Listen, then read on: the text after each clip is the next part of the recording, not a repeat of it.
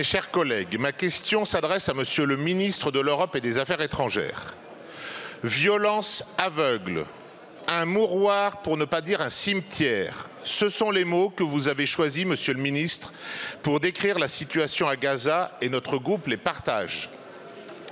Désespoir, scandaleux, violation du droit international, déplacement forcé permanent des civils. Ce sont les mots utilisés dans la déclaration conjointe de la France, du Royaume-Uni et du Canada. L'histoire jugera.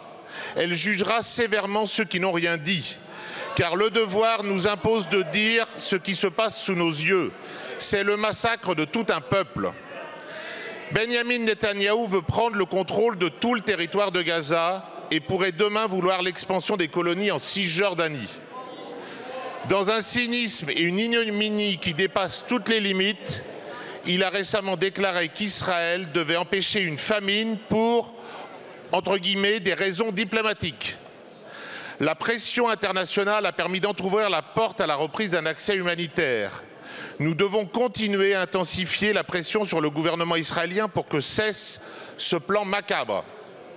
Le 7 octobre était une horreur absolue et tous nous condamnons le Hamas. Mais ce qui se passe maintenant à Gaza n'a plus rien à voir avec ces événements. Le droit de se défendre ne doit jamais devenir un droit de se venger. Monsieur le ministre, il en va de l'honneur de la France et de l'Europe. Nous devons mettre fin à cette tragédie. Entendez-vous accélérer le processus de reconnaissance de la Palestine? Et plus globalement, quelle stratégie diplomatique la France va-t-elle mener avec ses partenaires? Je vous remercie. Merci beaucoup, monsieur le député. La parole est à monsieur Jean-Noël Barrot, ministre de l'Europe et des Affaires étrangères. Madame la Présidente, Mesdames et Messieurs les députés, Monsieur le député Nicolas Turquois. Oui, la violence aveugle, le blocage de l'aide humanitaire ont fait de Gaza un mouroir. Et c'est la famine qu'on voit sur les corps décharnés des enfants à Gaza. Et c'est la terreur que l'on voit dans les yeux désespérés des femmes et des mères de famille. Et oui, vous l'avez dit, le Hamas porte une responsabilité immense dans cette situation.